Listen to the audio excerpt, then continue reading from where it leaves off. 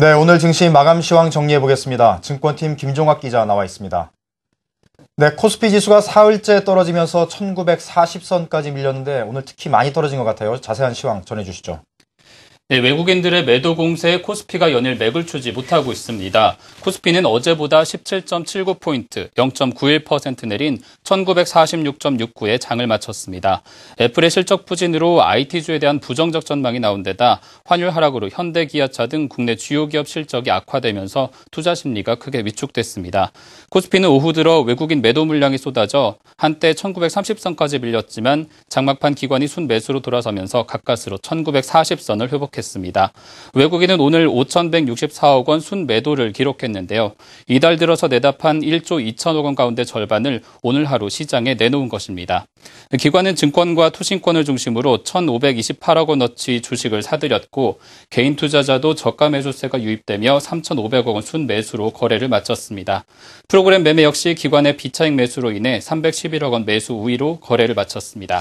네, 오늘 삼성전자와 현대차 주가 하락이 지수 낙폭에 크게 영향을 미쳤는데 업종별 흐름은 어땠습니까? 네, 그동안 시장을 이끌어왔던 자동차와 전기전자 업종 부진이 뚜렷합니다. 오늘 하루 운송장비와 운수창고, 전기전자 업종 모두 2% 넘게 내렸고 제조와 섬유의복, 통신업종도 1에서 1.5% 하락했습니다.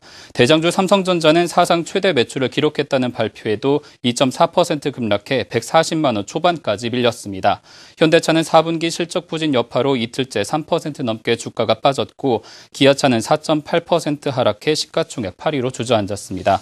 코스닥은 외국인과 기관은 물론 개인까지 매도에 동참하며 약세를 보였습니다. 어제보다 1.8포인트, 0.35% 내린 506.83의 거래를 마쳤는데요.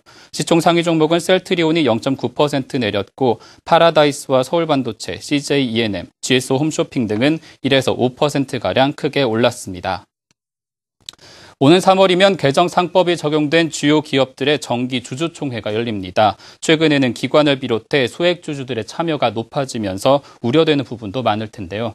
한국상장회사협의회가 가상 주주총회를 열고 모범 답안을 제시했습니다. 어예진 기자가 다녀왔습니다.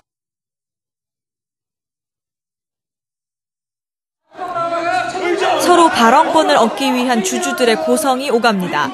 몸싸움이 날 뻔한 아찔한 순간도 눈에 띕니다. 화가 난 투자자는 책상 위로 올라가 거세게 항의합니다. 이처럼 최근 투자 저변 확대로 기관 투자자의 적극적인 의결권 행사는 물론 소액 주주들의 공격적인 경영권 참여가 늘면서 상장 기업들의 주총 진행이 고민입니다. 주주들의 돌발 질문이나 돌발적인 상황들 그 대처 요령 자체가 좀 많이 부족한 면이 많거든요.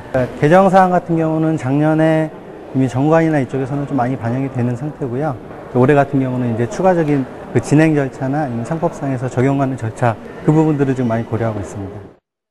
한국상장회사협의회는 기업들의 이런 고민을 덜어주기 위해 가상 주주총회를 선보였습니다. 이번 시범 주주총회에서는 실제 발생할 수 있는 문제에 대한 모범 답안을 제시하고 작년 4월부터 시행된 개정상법에 대한 내용도 반영했습니다. 각종 보고사항에 대해서는 주주는 원칙적으로 보고를 듣기만 하는 것이고 거기에 대해서 찬성 반대의 어떤 의견 제출이라든가 수정 동의의 제출은 인정되지 않습니다. 다만 질문과 그 보고사항에 대한 질문과 회의 진행에 관한 의견 진술만 허용이 됩니다. 원활한 총회 진행을 위해 퇴장 명령이나 발언 제한 등 강력한 의장의 권한도 설명됐습니다. 반면 불공정한 의사 진행에 대해서는 의장 불신임 동의를 제출할 수 있다는 주주의 권리 또한 강조됐습니다. 또 사전에 통지되지 않은 의안에 대해 결의를 할 경우 주주 전원 출석 총회가 아니라면 취소의 대상이 될 수도 있습니다. 소액 주주들의 권리 찾기에 무게가 실리는 요즘 공정하고 원활한 총회를 위한 기업의 자세와 의무 또한 요구되고 있습니다. 한국경제TV 어예진입니다. 미국과 중국을 중심으로 경기 회복 조짐이 보이면서 주식과 펀드에 대한 관심이 높아지고 있습니다. 올해는 업종 대표주 위주의 성장주 펀드가 큰 인기를 끌 것으로 보이는데요. 보도에 박영우 기자입니다. 경기 회복 기대감이 커지면서 위험 자산에 대한 선호도가 높아지고 있습니다. 특히 투자자들의 관심은 주식과 펀드 상품에 집중되는 모습입니다. 지난해에는 변동성이 심한 장이었던 만큼 인덱스 펀드가 큰 인기를 끌었습니다. 하지만 올해는 경기 회복 신호가 보이고 있는 만큼 업종 대표주 위주의 대형주 펀드가 주목받고 있습니다. 경기는 이제 근본적으로 완만하게 회복되는 그런 국면으로 보여지고 있고요. 기본적으로 경기가 회복되는 초기에는 상승하는 가능성이 굉장히 큰 상황입니다. 작년 한 해 인덱스 펀드들이 굉장히 인기를 많이 얻었지만은 경기가 상승하면서 과거의 업종 대표주 위주로 크게 운용했던 대형주 펀드들이 올 한 해 좀 더 높은 수익을 낼 수 있는 펀드가 아닐까 생각하고 있습니다. 상승장엔 대형주 위주로 투자하는 액티브 펀드 성과가 인덱스 펀드에 비해 상대적으로 높기 때문이라는 분석입니다.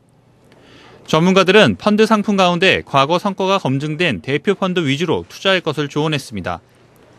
중국 시장에 투자하는 중국 관련 랩 상품과 중국 본토 상장지수 펀드도 올 한 해 유망한 상품으로 꼽혔습니다. 유례없는 저금리 기조 속에 마땅한 투자처를 찾지 못하고 있는 투자자들. 연초부터 펀드 시장에 대한 관심이 커지면서 증시 상승 기대감이 높아지고 있습니다. 한국경제TV 박영호입니다. 다음 주 국내 증시는 기업 실적과 환율에 대한 우려로 상승이 쉽지 않을 전망입니다. 경기 지표와 환율 영향을 꾸준히 점검해 볼 필요가 있다는 조언인데요. 전문가들의 의견 들어보겠습니다. 국내 증시는 월말에 발표되는 경제지표 결과에 따라서 움직임이 나타날 가능성이 큽니다. 특히 1월 수출의 경우 1분기 우리 기업들의 실적을 가늠해 볼 수 있는 만큼 중요한 변수가 될 것 같고, 대신 최근까지 정황상 수출 개선에 대한 기대감이 높지 않은 만큼 하방 압력이 지속될 것으로 예상합니다. 단기적으로는 애플 실적에 대한 쇼크, 그리고 최근에 발표된 현대차라든지 우리 기업 이익들이 조금 생각보다는 부진한 거 아니냐. 또 원화 강세, 엔화 약세에 따른 좀 부정적 영향이 현실화되는 거 아니냐, 이런 우려감들이 좀 있는 것 같습니다. 아주 짧게 한 1, 2주 놓고 본다 그러면 주가가 좀 단기적으로 오르기는 쉽지는 않은 어닝 시즌 동안에는 조금 현재의 박스권에 좀 유지되지 않겠나 이렇게 보고 있습니다. 이번 주 관심에 둬야 될 것은 경제지표와 올해 첫 FOMC 내용이 될 것 같습니다. 경제지표는 1월 수출에 대한 결과에 따라서 우리 수출 관련 기업들의 이익 전망치에 대한 변화 등을 점검하는 것이 중요해 보이고요. FOMC에서는 특별한 내용이 나올 부분은 없겠지만은 최근에 변화된 어떤 국제정세의 변화, 특히 어떤 환과 관련된 코멘트 등이 나오는지를 점검할 필요가 있어 보입니다. 불가피하게 엔화 약세, 원화 강세는 영향을 계속 지속적으로 미칠 것 같고요. 그리고 역시 기업이익, 또 단기적으로 어닝 시즌이기 때문에, 그리고 이제 중국의 춘절에 따른 춘절 효과가 실제로 나올 건지, 이런 부분들이 단기적으로는 굉장히 중요한 변수로 자리 잡고 있다고 보고 있습니다. 주식시장은 외국인 수급 그리고 환율 변수라는 상당히 가변적인 요소에 따라서 변화가 나타나고 있습니다. 이는 시장의 변동성이 확대될 수 있다는 의미이기 때문에 우선 현금 비중을 유지하면서 리스크 관리에 주력하시는 것이 중요할 것 같고요.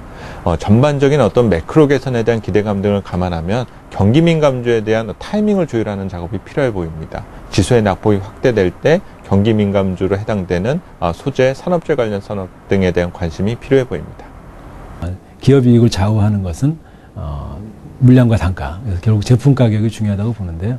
지금은 이제 중국 관련된 소재 가격들이 좀 상승하고 있기 때문에 아무래도 상대적으로 좀 편안한 쪽은 이번 조정 기간 동안 중국의 투자 관련주들, 유화주, 철강주, 이런 또 은행주, 이런 쪽을 좀 저점에서 좀 공략해보는 전략이 좀 바람직하지 않을까 이렇게 보고 있습니다. 지금까지 오늘의 증시 관련 소식 전해드렸습니다.